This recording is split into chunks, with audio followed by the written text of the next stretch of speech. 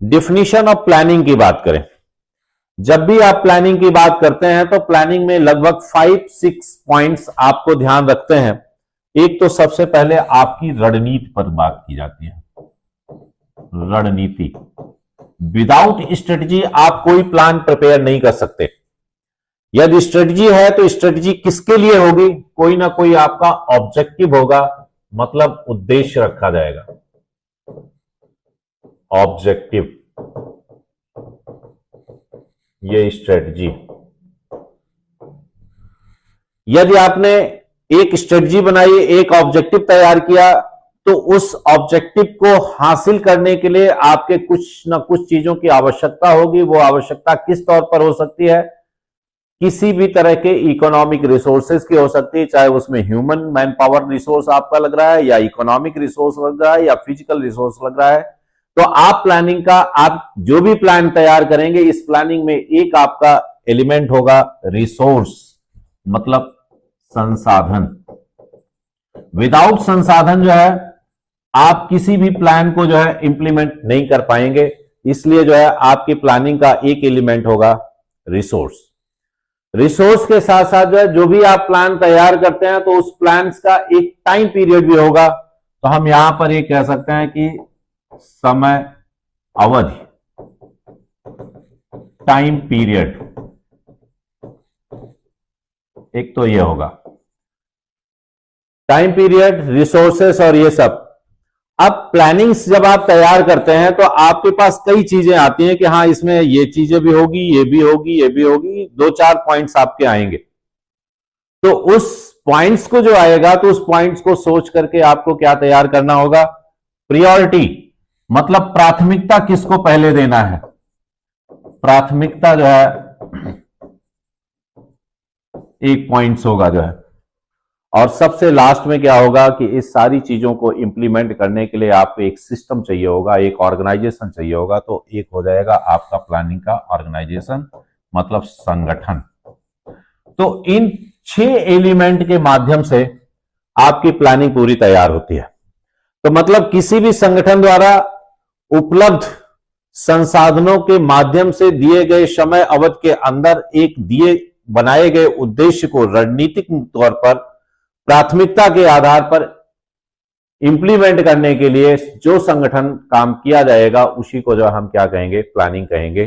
तो प्लानिंग के आप ये 6 एलिमेंट जो है डिफिनीशंस में रख सकते हैं। Strategy, objective, resource, time period, priority and organisation. इससे आपका टाइम पीरियड डिसाइड होगा। इसी के साथ साथ डिकेंसन है, एक इकोनॉमिस्ट, उन्होंने कहा है कि कब करें, कैसे करें, क्या करें, कहां करना है, यही चीज जो है प्लानिंग है। डिकेंसन का है, उस चीज को आप ध्यान रखिएगा, उसको जो है प्लानिंग कहते हैं। इसके बाद इंडियन के कॉन्स्टिट्यूशन के हिसाब से यह देखा जाए तो इंडियन कॉन्स्टिट्यूशन में प्लानिंग का जो पार्ट है ये कॉन्करेंट लिस्ट में रखा गया है, मतलब समवर्ती सूची में रखा गया है। अब ये कह सकते हैं कि ये समवर्ती सूची क्या है? कॉन्स्टिट्यूशन में आप आगे जब हम कराएंगे तो वहां पर बताएंगे कि जो भी वर्क्स हैं वो 3 लिस्ट में डिवाइड किए गए हैं। एक तो कहा गया है समवर्ती सूची, दूसरी कही गई है संघ सूची, और तीसरा कहा गया है राज्य सूची। Concurrent list, union list and state list, ये 3 तरह से डिवीजन किया गया है शेड्यूल 7 के अंतर्गत। अब यहां पर यूनियन लिस्ट पर जो भी विषय रहते हैं उस पर कानून बनाने का अधिकार सेंट्रल गवर्नमेंट को होता है, स्टेट गवर्नमेंट का उसमें कोई लेना देना नहीं होता है। जैसे कि डिफेंस का कोई मैटर है, फाइनेंस का मैटर है, होम अफेयर का कोई मैटर है, इस तरह की चीजें जो है वो सेंट्रल के यूनियन के अंतर्गत आते हैं। तो यूनियन उस चीज पर डिसाइड करता है। यूनियन की जो भी प्लानिंग रहती है वो सारी चीजें वहीं से निर्धारित होती हैं। वो अपना उस पर कानून बनाने के लिए एलिजिबल है। इसी तरह से यदि स्टेट लिस्ट की बात करें, जैसे स्टाम्प कह दिया गया, एग्रीकल्चर वगैरह कह दिया, उस पर तो उस पर कानून बनाने का अधिकार राज्य सरकार का होता है। राज्य सरकार उसमें कानून बना सकती है, उसमें यूनियन गवर्नमेंट का किसी तरह का इंटरवेंशन नहीं रहता है, किसी भी तरह का हस्तक्षेप नहीं रहता है। अगला हमने लिखा है कि जैसे कि समवर्ती सूची, कॉन्करेंट लिस्ट। कॉन्करेंट लिस्ट पर कानून बनाने का अधिकार सेंटर और स्टेट दोनों को होता है। प्लानिंग उसी के अंतर्गत आता है, कॉन्करेंट लिस्ट के अंतर्गत। इस पर कानून बनाने का अधिकार सेंट्रल को भी है और स्टेट को भी है, लेकिन यदि कहीं पर दोनों के बीच में कोई कंट्राडिक्शन की स्थिति आ जाती है, दोनों में कहीं पर इस तरह की स्थिति आ जाती है कि यूनियन कुछ और रूल बनाना चाह रहा है, कुछ अलग व्यवस्था करना चाह रहा है, स्टेट अलग व्यवस्था करना चाह रहा है, तो उस कंडीशन में गतिरोध की स्थिति में यूनियन का कानून जो है वो ज्यादा इफेक्टिव माना जाएगा। यूनियन के द्वारा जो इनिशिएटिव लिया जाएगा वो प्रभावी होगा, राज्य का प्रभावी नहीं होगा। तो ये समवर्ती सूची का विषय है। तो प्लानिंग जो है वो समवर्ती सूची का विषय है। अब एग्जाम्पल के तौर पर जैसे योजना आयोग को खत्म कर दिया गया, वहां पर राज्यों का कुछ नहीं था, जो है सीधे सीधे सेंट्रल गवर्नमेंट ने अपना डिसीजन लिया, उसको खत्म किया जाए। तो ये जो है एक समवर्ती सूची का विषय है। अब प्लानिंग में आप मार्केट को देखेंगे और मार्केट के साथ साथ क्या होगा, उसमें मार्केट में जो सप्लाई है उस पर ध्यान रखेंगे, और मतलब यहां पर मार्केट और उससे रिलेटेड जो है पूर्ति पर आप विकास सोचेंगे, सप्लाई पर, और इसी तरह से नीड को आप डिमांड के साथ लिंकअप करके चलेंगे। ये सारी चीजें जो है प्लानिंग का पार्ट होता है। अब यहां पर इकोनॉमिक्स प्लानिंग की कुछ डिफिनीशंस हमने रखी हुई है। Allocation of capital and labour and technology across sector to achieve quantitative growth targets such as GDP expansion और इंडस्ट्रियल आउटपुट। मतलब किसी भी तरह के अचीवमेंट के लिए, क्वांटिटेटिव अचीवमेंट के लिए जो भी सेक्टोरियल जो है हम टेक्नोलॉजी का यूज करते हुए जो है प्लान करते हैं, जीडीपी बढ़ाने का काम करते हैं, वही प्लानिंग का पार्ट है, जो इकोनॉमिक प्लानिंग है। यदि यही चीज सोशल प्लानिंग में बात करें तो सोशल स्ट्रक्चर पर जो चेंजेस करने की बात करेंगे, यहां पर क्वालिटी की भी बात आ जाएगी। क्वांटिटी के साथ में यहां पर क्या है, सोशल यदि हम बात करेंगे तो यहां पर गुणात्मक चेंज की बात आ जाएगी। जो इकोनॉमिक में जब हम बात करते हैं तो परिमाणात्मक की बात करते हैं। तो वही चीज हमने यहां कहा कि यहां पर क्वांटिटेटिव पैरामीटर होगा, जबकि सोशल में क्या हो जाएगा, क्वालिटेटिव एस्पेक्ट पर ध्यान दिया जाएगा। क्वालिटेटिव में किस तरह के चेंजेस आएंगे, चाहे वो हेल्थ की बात हो, चाहे एम्प्लॉयमेंट की बात हो, चाहे वो एजुकेशन की बात हो, या लोगों के स्टैंडर्ड ऑफ लिविंग की बात हो। जीवन स्तर में रहन सहन के स्तर की बात हो सकती है, हेल्थ की बात हो सकती है, एजुकेशन वगैरह की बात हो सकती है, एम्प्लॉयमेंट वगैरह की बात हो सकती है। ये सारी चीजें जो है किसमें आ जाएंगे, सोशियो। नेक्स्ट है डेवलपमेंटल प्लानिंग। जो है डेवलपमेंटल प्लानिंग क्या है, ये लॉन्ग टर्म प्लानिंग के ऊपर हम सोच करके चलते हैं कि लंबे समय तक जो है उसकी चीजें जो है रहनी चाहिए। जो एक लॉन्ग टर्म स्ट्रक्चर यहां पर लेकर के चलते हैं, 10 साल या 15 साल का एक टारगेट रखा जाता है। जैसे कि फॉर एग्जांपल जैसे कि गवर्नमेंट ने रखा है कि 2047 तक भारत को जो है विकसित देशों की श्रेणी में ला करके हम खड़ा करेंगे। जो ये क्या है, एक डेवलपमेंटल प्लान है हमारा जो है। इसके बाद जो है कोर ऑब्जेक्टिव। कोर ऑब्जेक्टिव में क्या होता है कि किसी बेसिक स्ट्रक्चर को, किसी बेसिक फील्ड को, उसको बेस बना करके जो है, यदि हमें मान लीजिए कि रख लिया गया कि इस बार आयरन एंड स्टील इंडस्ट्री को हमें जो है ग्रोथ पर ले जाना है, उस तरह की जो है, तो कोर ऑब्जेक्टिव बेस भी जो है प्लानिंग बनाई जाती है, अलग अलग सेक्टर्स की होगी। फॉर एग्जाम्पल जैसे गरीबी हटाओ को एक रख लिया गया था, जो 4th और 5th 5 ईयर प्लान में रहा है। तो गरीबी हटाओ का है, तो ये कोर जो है क्या कहते हैं कि प्लानिंग उसके तैयार किया गया कि हम इस बार जो है सिर्फ गरीबी हटाओ जो है, पॉवर्टी एलिवेशन पर ही जो है इस पर काम करेंगे जो है। तो ये चीजें होगी। तो ये आपके कोर ऑब्जेक्टिव के तौर पर कह सकते हैं। नेक्स्ट है स्ट्रेटजी। वही चीज है, स्ट्रेटजी वर्सेस जो है टेक्नोलॉजी के टेक्निकल जो है। नेक्स्ट है डिफरेंट जो है 5 ईयर प्लान वगैरह में प्रोवाइड मिड टर्म जो है उसको।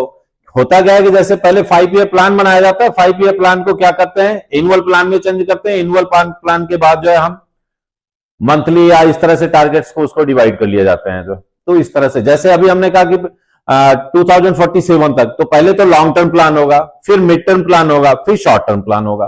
तो लॉन्ग टर्म प्लान में जो है 15 साल, 20 साल, 25 साल के लिए बनाया जाएगा। मिड टर्म प्लान में जो है 5 ईयर प्लान वगैरह हो गए। शॉर्ट टर्म प्लान में आपके इनवर्ड प्लान वगैरह हो गए। इस तरह से रख सकते हैं।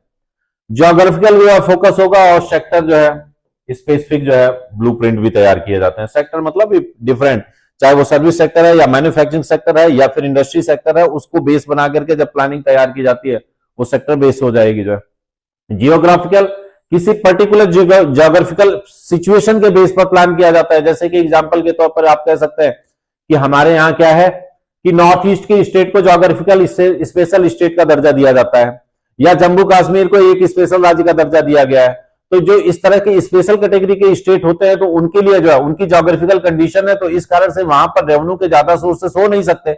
उन सोर्सेस के लिए जो है गवर्नमेंट अपनी तरफ से प्लान तैयार करती है, सेंट्रल गवर्नमेंट उनको जो है उस पर जो है प्रोवाइड करने का काम करती है। तो ये जो है ज्योग्राफिकल फोकस करके भी जो है प्लान्स वगैरह तैयार किए जाते हैं। नेक्स्ट आते हैं। अब इसके लिए जो है फॉर्मेशन वगैरह का काम कैसे क्या रहता था, इंस्टीट्यूशन मशीनरीज क्या थी, उस पर आते हैं। यदि इंस्टीट्यूशनल मशीनरीज पर आप डिस्कस करते हैं तो आप सबसे पहले जो है किसको देखते हैं, प्लानिंग कमीशन हुआ करता था, जो कि 1950 से लेकर के जो है 15 तक जो है ये रहा है, 15 तक मोदी साहब आए थे, तो उसके बाद से ये प्लानिंग कमीशन को जो है खत्म किया गया। और यहां पर अब क्या काम करता है, नीति आयोग। इसकी जगह पर क्या आ गया, नीति आयोग।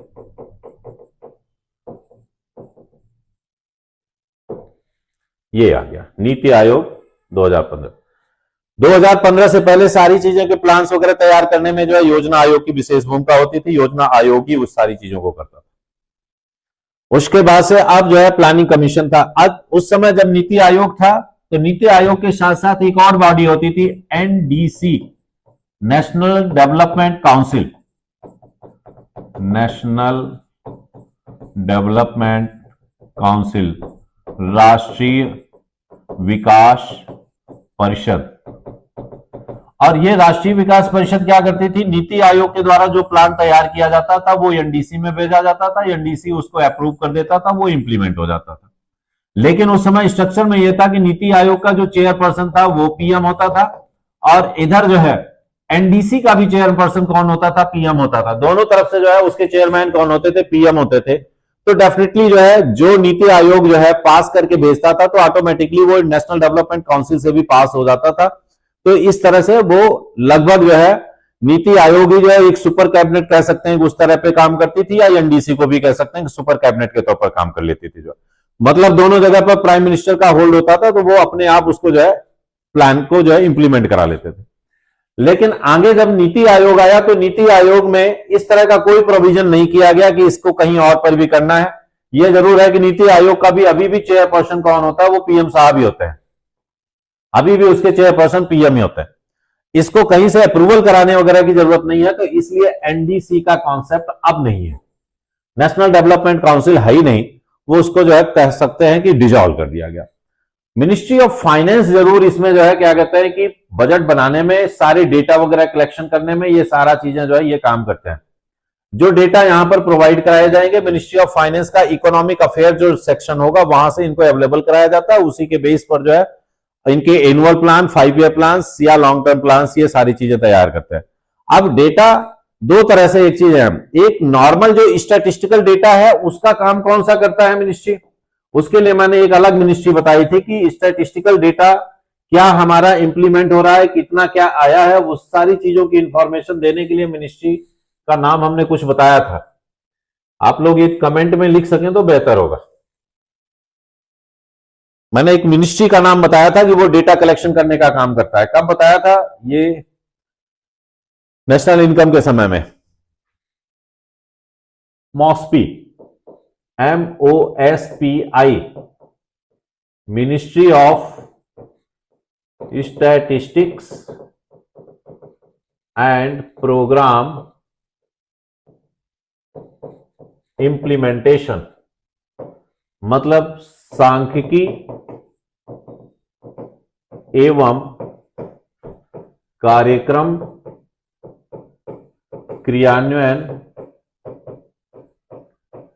मंत्रालय, ये भारत सरकार का है। इसी में इस समय इसके मिनिस्टर हरियाणा के ही हैं, इंद्रजीत राव जी, वही हैं इसके मिनिस्टर। और इसके लिए डेटा कलेक्शन करने का काम कौन कर रहा था? मैंने बताया था एनएसएसओ, डाटा प्रोसेसिंग डिपार्टमेंट था, वो एनालिसिस कर रहा था, और सीएसओ इसको जो है फाइनलाइज कर रहा था। तो ये सारी चीजें वहां के साथ साथ जो फाइनेंशियल लेवल पर जो है क्या कैसा क्या चल रहा है, एक सेक्शन डिपार्टमेंट यहां पर भी है, मिनिस्ट्री ऑफ फाइनेंस का इकोनॉमिक अफेयर, ये भी जो है क्या कहते हैं डेटा वगैरह अवेलेबल कराएगा और उसके बेस पर जो है प्लान्स वगैरह तैयार करने का काम करता है। प्लान का target and overseeing the performance audit of the central schemes जितनी भी है, इस पर जो है ये काम करेगा। अब जो है स्टेट लेवल प्लानिंग में क्या है, स्टेट लेवल प्लानिंग में स्टेट का अपना जो है प्लानिंग कमीशन होता है, अपना अलग से है, वो लोग भी अपना वहां से तैयार करते हैं। Council of economic and advisory RBI provide जो है माइक्रो इकोनॉमिक जो है इनपुट्स वगैरह ये भी अवेलेबल कराते हैं। इंटीग्रेटेड डेवलपमेंट जो है एजेंसीज हैं, आईडीएज मल्टी एजेंसीज जो है इस तरह से ये भी हैं। ये सारी एजेंसीज जो है हमें डेटा वगैरह प्रोवाइड करेंगे और उसके बेस पर जो है प्लान्स तैयार होंगे। अब एजेंसीज कहां कहां से हैं, हर सेक्शन की, जैसे कि ये डेवलपमेंटल वगैरह की बात करें, इंफ्रास्ट्रक्चर वगैरह की बात करें, तो हमारा चाहे जो भी है इंफ्रास्ट्रक्चर से रिलेटेड जो मिनिस्ट्री है वो भी अपना इनपुट देगी जो है। उस इनपुट के साथ साथ आपके पास कहां से मिलेगा, मिनिस्ट्री ऑफ रूरल हो गया, मिनिस्ट्री ऑफ एग्रीकल्चर हो गया, मिनिस्ट्री ऑफ टेक्सटाइल हो गया, ministry of steel and iron हो गया, मिनिस्ट्री ऑफ माइंस हो गया। ये सारी मिनिस्ट्रीज जो है, आप जो आज बजट जैसे कि आ रहा है, इसका मतलब ये नहीं है कि क्या कहते हैं कि अभी 2 महीने 1 महीने 2 महीने में शुरू होगा। बजट बनाने का प्रोसेस जो है पिछली साल जुलाई अगस्त से शुरू हो जाता है। छोटे छोटे जो है क्या कहते हैं विलेज लेवल तक भी जो है जो ग्राम सचिव होता है, विलेज सेक्रेटरी जो होता है, उससे भी जो है डेटा लिया जाता है। वो अपना जो है इनपुट देगा कि नेक्स्ट ईयर के लिए क्या होगा। फिर वो आएगा ब्लॉक लेवल पर, ब्लॉक भेजेगा डीसी लेवल पर, डीसी फिर भेजेगा स्टेट को, फिर स्टेट जो है भेजता है सेंटर को। तो सेंटर अपने एस्पेक्ट में देखता है, स्टेट अपना जो है बजट बनाता है। तो दोनों चीजें जो है पैरेलल चलती हैं। डेटा कलेक्शन करने का काम लगभग 6-7 महीने पहले से शुरू हो जाता है और नेक्स्ट फाइनेंशियल ईयर के लिए जो, तो ये चीजें जो है यहां पर इसका कोऑपरेशन जो है ये कह सकते हैं कि सभी का जो है रहता है इसमें। अब आ जाते हैं हम फर्स्ट 5 ईयर प्लान, लेकिन इससे पहले भी कुछ चीजें और भी हम कह लें। टाइप ऑफ प्लान्स में हम कुछ अपनी तरफ से भी इसमें ऐड ऑन करेंगे।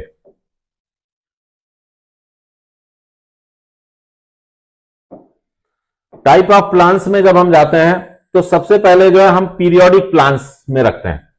पीरियोडिक प्लान्स को ही हम सावधिक प्लान कहते हैं। सावधिक प्लान हम यहीं पर लिखते जा रहे हैं, सावधिक योजना या फिर पीरियोडिक प्लान, ये वही है। इसमें 3 तरह से, short long term plan, mid term plan और शॉर्ट टर्म प्लान। अभी हमने जैसे बताया था कि जो 20 साल 25 साल इस तरह से ज्यादा समय के लिए जो बनाया जाता है उसको जो है लॉन्ग टर्म प्लान कहते हैं। 5 ईयर जो प्लान्स होते हैं उसको मिड टर्म प्लान कहते हैं। जो एनुअल प्लान्स होते हैं, जो भी बजट बनता है, उसे शॉर्ट टर्म प्लान कहते हैं। एक और भी कह सकते हैं वेरी लॉन्ग टर्म प्लान भी कह सकते हैं, जो और भी लंबा हो, दूर तक बनाया जाए, very long term plan. Very long term plan क्या है, जो 20-25 साल के लिए बनाया जाता है। फॉर एग्जाम्पल जैसे मार्स मिशन के लिए कोई प्लान बना लिया जाए कि इतने साल तक के बाद जो है 25 साल 30 साल बाद बनाया जाएगा। जैसे कि 1947 में 2047 में इंडिया को डेवलप कंट्री में ले जाने की जो प्लान था, ये अभी का नहीं है, वाजपेयी साहब थे उस समय से ही चर्चा हो गई थी। या फिर एक चीज और भी आप देखे होंगे कि वाजपेयी साहब के समय में रखा गया था कि पॉपुलेशन स्टैग्नेशन 1% ग्रोथ रेट लाने के लिए हम 2045 तक जो है उस पर ला लेंगे। ये क्या है, ये वेरी लॉन्ग टर्म प्लान्स में आ जाते हैं, जहां पर 20 साल 25 साल 30 साल के लिए आप प्लान तैयार कर रहे हैं, वो वेरी लॉन्ग टर्म प्लान। यहां पर हम ये कह सकते हैं कि मोर देन 20 ईयर, और ये क्या कह सकते हैं 10 से 20 साल तक का भी कह सकते हैं। ये 5 ईयर प्लान्स वगैरह हो गया, ये एनुअल प्लान्स हो गया 1 ईयर के लिए जो होता है, तो इसको हम पीरियोडिक प्लान्स कहते हैं। दूसरा होता है पर्सपेक्टिव प्लान। पर्सपेक्टिव प्लान मतलब परिदृश्यात्मक नियोजन, परिदृश्यात्मक नियोजन। पर्सपेक्टिव प्लान में क्या होगा, किसी पर्टिकुलर, जो अभी हमने बताया, इसी का जो ये टर्म है ना, ये एक प्रकार से लॉन्ग टर्म तक के लिए जो आप प्लान बना करके किसी पर्टिकुलर पर्पस को बना करके जो नियोजन बनाते हैं, उसको एक प्रकार से पर्सपेक्टिव प्लान जो है इकोनॉमिक्स की लैंग्वेज में कहा जाता है। इंड्यूस्ड प्लान, कोई सांकेतिक जो है नियोजन आप तैयार करते हैं तो उसको जो है इंड्यूस्ड प्लान कहा जाता है, सांकेतिक नियोजन कहा जाता है। तो इस तरह से कुछ टर्म्स हैं इसमें जो है, जो आप इसके ध्यान रखेंगे। जो एक और भी सेंट्रलाइज प्लान, सेंट्रलाइज प्लान क्या होगा?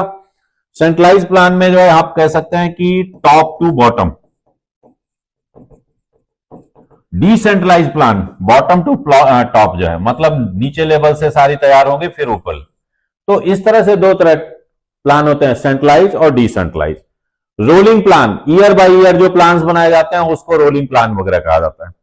तो ये सारे थोड़े दो चार टर्म्स हैं जो प्लानिंग में रहते हैं। अब आ जाएं हम 5 ईयर प्लान्स की बात करें। सबसे पहला जो 5 ईयर प्लान था वो 51 से लेकर के 1956 तक रहा था। नेहरू साहब ने ही इसको रखा था।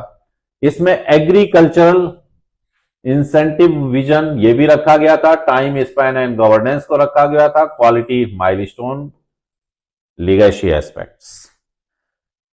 इस प्लान में चूंकि जस्ट जो है 1947 में देश स्वतंत्र हुआ था, स्वतंत्र होने के बाद जो है उस समय काफी समस्याएं जो है विरासत में मिली हुई थी, इसलिए नेहरू साहब ने रखा था कि सबसे पहले वाले प्लान को हम एग्रीकल्चर के बेस पर लेकर के चलते हैं। इसलिए जो है एग्रीकल्चर जो है फाउंडेशंस को लेकर के जो है इस प्लान को बनाया गया था।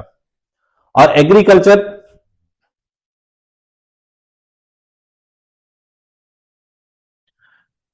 के बेस पर होने के कारण ये प्लान जो है काफी हद तक सक्सेस भी रहा। सक्सेस रहने के कारण जो है सेकंड जब प्लान बनाया गया तो उस प्लान को इंडस्ट्रियलाइजेशन पे रख लिया। नेहरू साहब को लगा कि ये बहुत अच्छा रहेगा। क्या दिक्कत?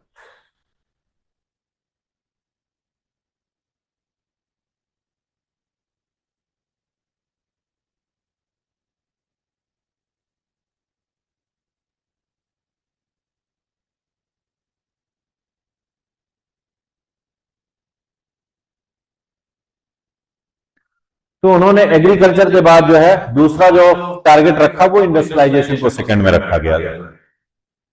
नेक्स्ट आते हैं, एक सेकंड कुछ दिक्कत आ रही है।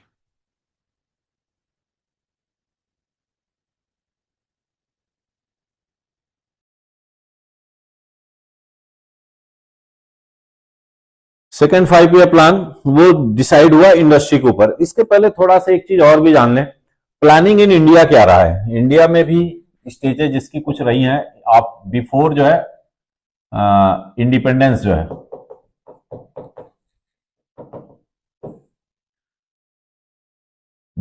मतलब 1947 से पहले,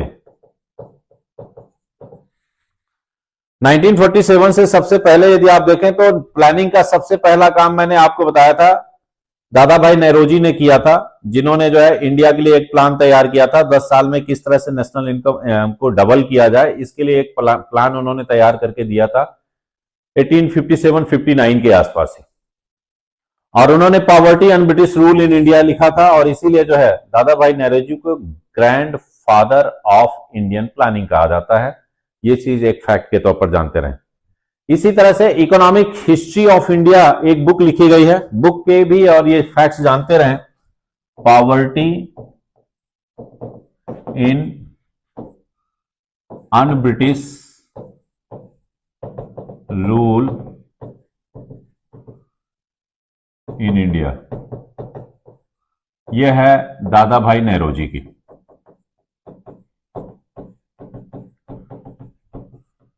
एक तो ये बुक है। दूसरी बुक जो इंपॉर्टेंट है उसका नाम है economic history of India, economic history of India. पूछी जाती हैं ये अक्सर बुक्स जो है। इकोनॉमिक हिस्ट्री ऑफ इंडिया जो है वो आरसी दत्ता की है।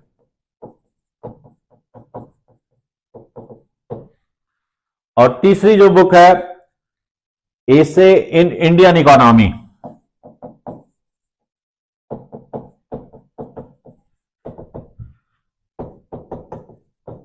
ये भी काफी इंपॉर्टेंट बुक है। इसको लिखा है एमजी रनाडे ने, एमजी रनाडे, महादेव गोविंद रनाडे। इस तरह से एक और भी है, India Today, Rajani Palme Dutt ने लिखी है जो है।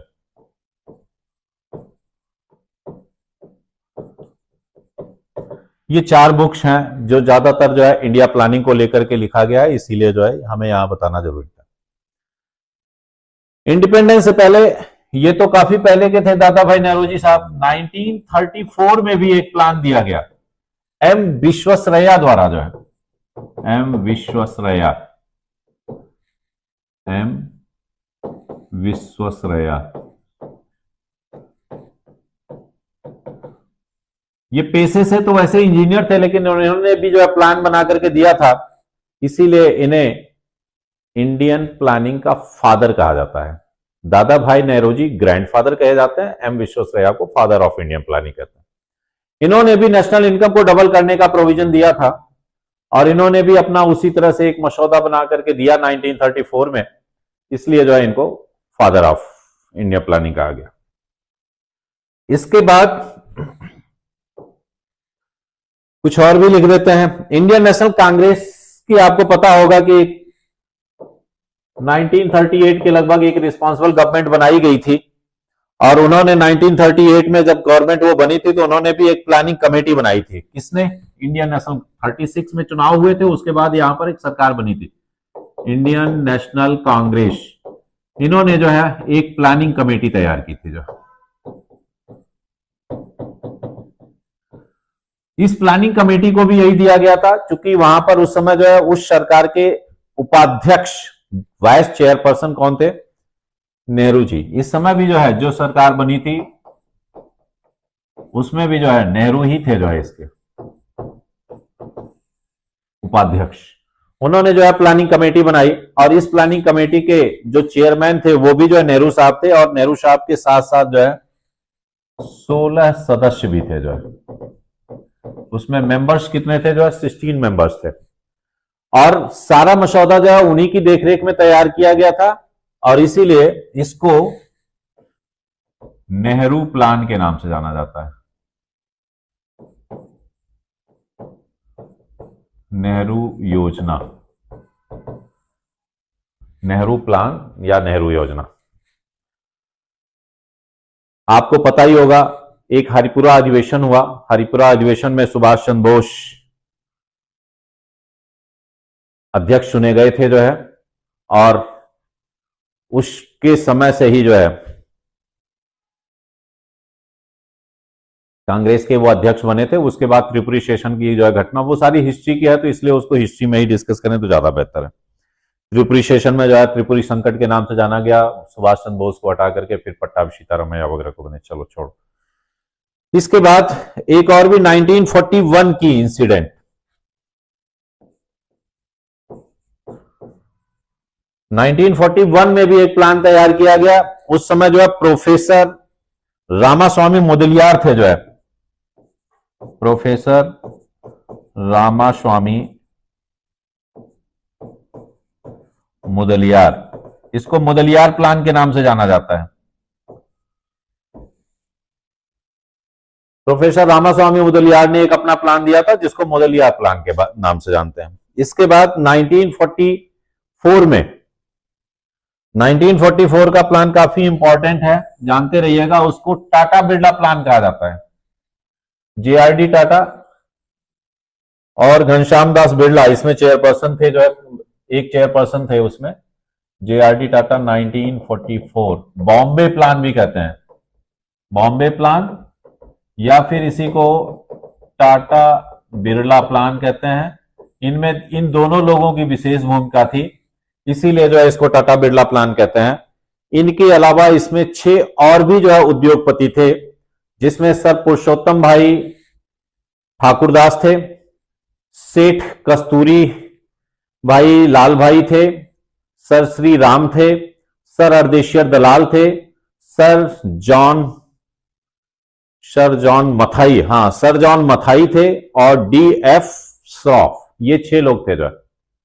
D F Shroff, sir John Mathai, sir Ardeshir Dalal, Purushottam bhai Kasturi भाई, उसके बाद नहीं पुरुषोत्तम भाई ठाकुरदास, कस्तूरी भाई, लाल भाई, ये 6 लोग भी जो है एक इसी के सदस्य थे। टोटल इस टाटा बिरला प्लान में 8 मेंबर थे। इस प्लान को जो है टाटा बिरला प्लान किया कहा जाता है और इसमें भी यही रखा गया था कि नेशनल इनकम को इंडिया को कैसे जो है बढ़ाना है। 1944 में ही एक और भी काम हुआ, department of planning and development establish किया गया, जो है department of planning and establishment. और इस डिपार्टमेंट ऑफ प्लानिंग और डेवलपमेंट में सर अर्देशियर दलाल इसके हेड बनाए गए थे। ये प्लान्स के कुछ क्रोनोलॉजिकल जो है घटनाएं हैं, इसलिए जो है ये चीज बताना जरूरी है। 1946 में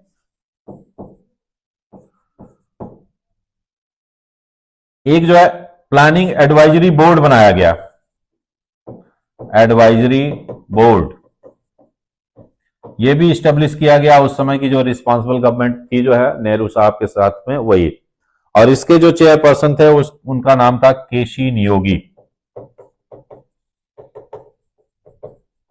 केसी नियोगी को यहां पर भेजा। तो ये 1946 का था और 1946 के यही केसी नियोगी की रिकमेंडेशन के बाद ही जो है प्लानिंग कमीशन वगैरह बना था और केसी नियोगी ही उसके जो है फर्स्ट चेयरपर्सन थे और नियोगी ने ही बनाया था और उन्हीं की कमेटी की रिकमेंडेशन पर था, तो इसीलिए इसको नियोगी समिति की सिफारिश पर माना जाता है। कुछ चीजें और भी एक जानते रहे, गांधीयन प्लान भी था एक,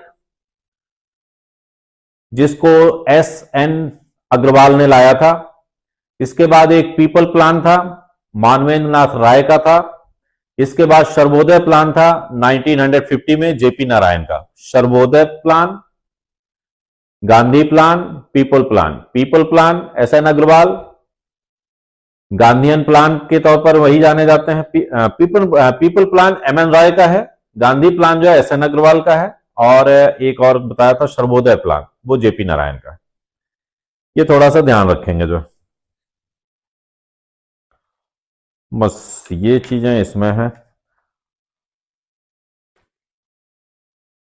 अब आते हैं हम प्लान्स के ऊपर ही जो है, जो first second third fourth plan है उनको भी यहां पर कर लेते हैं, वो ज्यादा इंपॉर्टेंट है।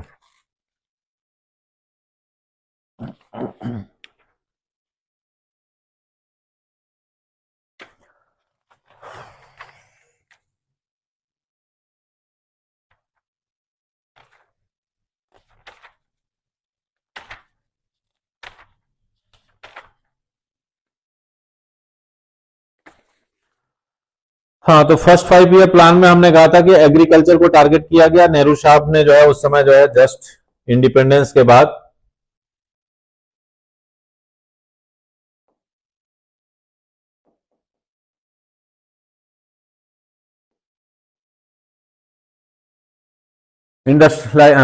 एग्रीकल्चर को ही टारगेट रखा गया था इसमें और उसी से लेकर के जो है उनका फर्स्ट 5 ईयर प्लान को टारगेट रखा और काफी हद तक जो है वो प्लान सफल रहा। सफल रहने के साथ साथ जो है इस 5 ईयर प्लान का जो जानते रहे मॉडल भी जो था फर्स्ट 5 ईयर प्लान का, वो था Harold Domar model. Harold Domar model पर यह आधारित था, जो इंपॉर्टेंट है, ध्यान रखेंगे। जो है एग्रीकल्चर का जो था वो सारा का सारा इसी पर था। इनपुट आउटपुट के ऊपर जो है इन्होंने एक अपना प्रिंसिपल दिया है, उसी पर यह बेस्ड है। सेकेंड 5 ईयर प्लान में क्या हुआ, जब फर्स्ट 5 ईयर प्लान में एग्रीकल्चर काफी सक्सेस रहा तो नेहरू जी ने क्या किया कि अगले प्लान में यह सोचा कि ऐसा किया जाए कि जिस तरह से रैपिड ग्रोथ हमें एग्रीकल्चर में देखने को मिली है इसी तरह से इंडस्ट्री में भी लाया जाए। इसलिए जो है सेकेंड 5 ईयर प्लान वो एग्रीकल्चर को लेकर के सेकेंड 5 ईयर प्लान इंडस्ट्री को लेकर के बनाया गया। ज्यादातर इंडस्ट्रियलाइजेशन पर उस पर फोकस किया गया और हैवी इंडस्ट्री वगैरह पर इस पर जो है थ्रस्ट देने की कोशिश की गई। पब्लिक सेक्टर एक्सपेंशन का भी रखा गया, साइंटिफिक अंडररेपनिंग पर किया गया। उसके बाद आउटकम स्नैपशॉट पर जो ये सारी चीजें जो है मेन जो है आप इसमें बस यही जानते रहे, इंडस्ट्रियलाइजेशन का मेन जो है इसमें टारगेट था और ये जो सेकेंड 5 ईयर प्लान था, इसको जो मॉडल था वो मोहोल-नोविस मॉडल था, जो है मोहोल-नोविस मॉडल पर आधारित था। जो तीसरा जो है वो सस्टेनेबल डेवलपमेंट पर था, जो है आत्मनिर्भर सेल्फ रिलायंस एजेंडा, आत्मनिर्भर भारत की स्थापना पर था।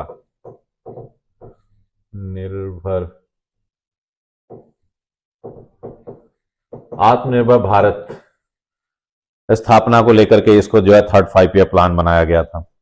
इसको जॉन सेड्डी एंड सुखमय चक्रवर्ती मॉडल, जॉन सेड्डी एंड सुखमय चक्रवर्ती मॉडल पर आधारित कहा जाता है। जॉन सेड्डी, सुखमय चक्रवर्ती, तीनों चीजें ध्यान रखिएगा। सबसे पहला है हेरोल्ड-डॉमर मॉडल, दूसरा मोहोल-नोविस मॉडल, तीसरा ये जॉन सेड्डी मॉडल पर जो है। थर्ड 5 ईयर प्लान में हमने बताया कि आत्मनिर्भरता, आत्मस्फूर्ति, अर्थव्यवस्था लाने के ऊपर जो है इस पर जो है काम किया गया। चौथी जब प्लान का बात आती है, इसमें एक चीज और, थर्ड का टाइम पीरियड देख रहे हैं 61 से 66 तक। यहां तक जो है बड़ा ही स्मूथ जो है 5 ईयर प्लान चले थे। जो है नेक्स्ट जो है 66 से लेकर के 69 तक बीच में जो रहा था, इसमें प्लान हॉलीडेज कहा जाता है, क्योंकि उस समय थोड़ी सी अस्थिरता सी स्थिति आ गई थी, इसलिए प्लान हॉलीडेज है। आपको पता होगा कि 1964 में जो है नेहरू साहब की डेथ होती है। डेथ होने के बाद लाल बहादुर शास्त्री साहब पीएम बनते हैं। पीएम के बाद जो है 65 में आपको पता है कि पाकिस्तान के साथ वार जैसी कंडीशन हो गई। वार के बाद जब ट्रीटी पर साइन होना हुआ, ताशकंद समझौता हुआ, जिसमें लाल बहादुर शास्त्री रशिया गए हुए थे, वहीं पर उनकी डेथ हो जाती है। तो ये सारी घटनाक्रम ऐसे हो जाते हैं कि उस कारण से जो है उस समय जो है कोई 5 ईयर प्लान जो है वो इंप्लीमेंट नहीं हो सका। इसीलिए जो है उस समय की जो स्थिति रही वो प्लान हॉलीडेज की रही, और इसीलिए जो है अगला जो प्लान आपको दिख रहा है वो 69 से लेकर के 74 तक का पीरियड रहा। जो 69 से लेकर के 74 तक फोर्थ 5 ईयर प्लान आया।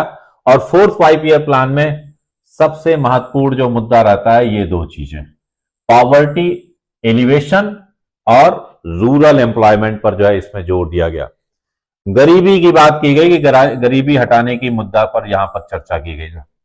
मिसेस गांधी का जो है खास तौर पर उनका उसमें था जो है वो रोल रहा जो है, और पॉवर्टी रिडक्शन करने का और ट्रस्ट का, वही सारी चीजें हैं उस पर काम किया गया। इकोनॉमिक परफॉर्मेंस जो है, जीडीपी ग्रोथ वगैरह पर बात की गई, रूरल एम्प्लॉयमेंट वगैरह पर बात की गई। लॉन्च जो है ये आगे चल करके एक प्रकार से देखें तो जो मनरेगा प्रोग्राम है उसका एक प्री जो है क्या कहते हैं उससे पहले की स्टेज जो है हमें यहां पर जो है पॉवर्टी एलिवेशन के तौर पर जो है यहां पर हटाने के लिए जो है कोशिश किया गया। जो ठीक है, ये फोर्थ 5 ईयर प्लान। नेक्स्ट है fifth 5 year plan. Fifth 5 year plan जो है ये भी देख रहे हैं 74 से, हाँ पिछला वाला जो आपने प्लान देखा था 74 तक, हाँ ये तो ठीक है, लेकिन इस बीच में थोड़ी सी अनरेस्ट जैसी कंडीशन यहां पर भी जनरेट हुई थी। जनरेट क्या हुई थी कि आपको पता होगा कि बांग्लादेश जो है इसी समय जो है 71 के वार के बाद जो है बना हुआ था, तो उस कारण से काफी जो है पिछले वाले प्लान में जो है प्रॉब्लम्स रही थी, वो यहां पर जो है दूर करने की कोशिश की गई, और इसमें ह्यूमन डेवलपमेंट वगैरह इस तरह की चीजों को टारगेट बनाया गया। और इसमें भी जो है निर्धनता उन्मूलन का एक उद्देश्य रखा गया था। निर्धनता उन्मूलन, गरीबी समाप्त करने का एक उद्देश्य रखा गया था। इसके बाद जो है अगला देखेंगे प्लान 80 में आता है। आप पिछला जो देखेंगे 79, यहां पर भी 79 और 80 एक साल बीच में जो है फिर से प्लान हॉलीडेज रहा है। प्लान हॉलीडेज आप जानते हैं इस समय मोरारजी देसाई पीएम बने थे। पीएम बनने के बाद जो है कुछ राजनीतिक गतिरोध की स्थिति आई थी। चौधरी चरण सिंह भी बीच में पीएम हुए, उसके बाद सरकार गिर गई। जो है 80 में आकर के जो है मिसेस गांधी फिर से जो है पीएम बनती हैं। उसके बाद जो है फिर अगला जो है 5 ईयर प्लान प्रॉपर तौर पर आया। वहां पर भी जो है modernisation, technology upgradation and export push के लिए जो है यहां पर रखा गया था। इसमें जो है आधुनिकीकरण की बात शुरू की गई, जो है सबसे पहली बार जो है यहां पर जो है मॉडर्नाइजेशन और तकनीकीकरण की बातें करना शुरू किया गया। 6 5 ईयर प्लान में मिसेज गांधी का दौर था और इसके कोई मॉडल नहीं, मॉडल सिर्फ शुरुआत के ही 3 के हैं, उसके बाद जो है कोई ऐसा मॉडल नहीं है उनके नाम जो। नेक्स्ट आते हैं 7th 5 ईयर प्लान 85 से लेकर के 90 तक। यहां पर sustainability, sustain growth and poverty mitigation पर जो है बात किया गया। इसमें भी जो है वही भोजन, रोजगार और उत्पादन, यहां पर भोजन, रोजगार और उत्पादन, ये मेन उद्देश्य था जो है इस प्लान का। जो नेक्स्ट आते हैं, देख लें पॉवर्टी एलिवेशन वही चीज है, ग्रोथ कंटिन्यूटी पर है, सेक्टोरियल बैलेंस पर है, हर सेक्टर्स का जो है, चाहे सेक्टोरियल जब भी बात की जा रही वही चीज, मैन्युफैक्चरिंग, सर्विस, ये सारी चीजों पर जो है। नेक्स्ट यहां पर जो है 92 से लेकर के 97 तक का जो दौर था, ये जो है क्या कहते हैं, लिबरलाइजेशन का दौर शुरू हुआ, ग्लोबल इंटीग्रेशन और एक्सेलरेट करने की जो है, मतलब एलपीजी का दौर आ गया। एलपीजी मतलब लिबरलाइजेशन, प्राइवेटाइजेशन, ग्लोबलाइजेशन, उदारीकरण का दौर शुरू हो गया। उदारीकरण, वैश्वीकरण और निजीकरण का दौर। ये वैसे उदारीकरण तो एल है, वैश्वीकरण ग्लोबलाइजेशन है, निजीकरण प्राइवेटाइजेशन है। एलपीजी का दौर जो है यहां पर शुरू हुआ। इसमें भी इन सब चीजों के होने के बावजूद भी इस प्लान में जो है मानव संसाधन के विकास को ध्यान रखने की कोशिश की गई। ह्यूमन रिसोर्स, मानव संसाधन का विकास, ये भी यहां पर एक टारगेट में रखा गया, मानव संसाधन का विकास। इसके बाद 9th 5 year plan, 9th year plan में इंफ्रास्ट्रक्चर एक्सपेंशन की बात की गई, आधारभूत संरचना, आधारभूत संरचना तथा गरीबी हटाओ वाली बात की गई है। यहां पर जो है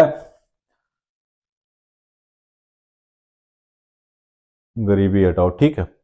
इसके साथ साथ एक चीज और भी इसमें था,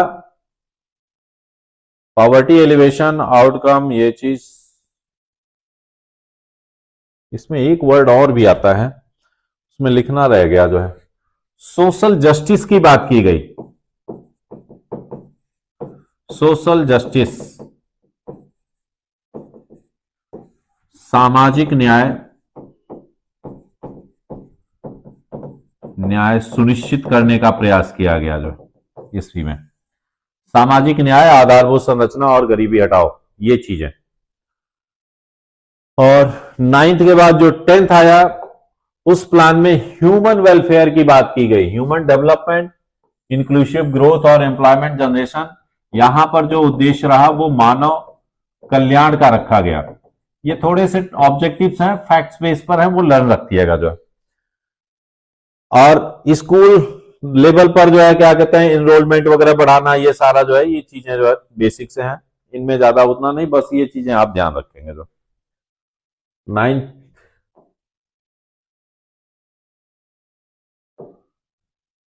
10th कहां चला गया, गलत हो गया 10th का था ये, एक सेकंड, यहां पर ये 10th 5 ईयर प्लान है, ये गलत लिखा हुआ है।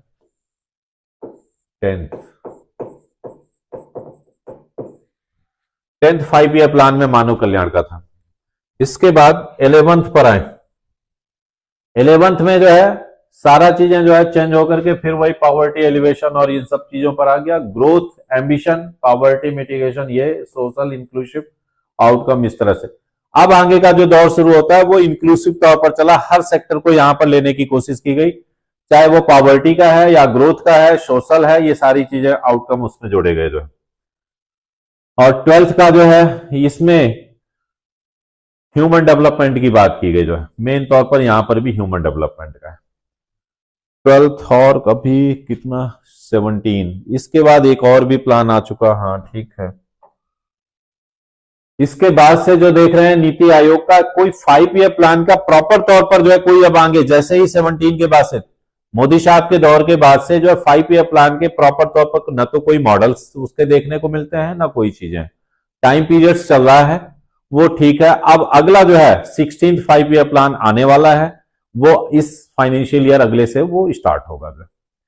ये चीज थी जो है आपके प्लान्स की जो इंपॉर्टेंट है, जो आपको ध्यान रखना है। बस प्लानिंग में इतना ही है।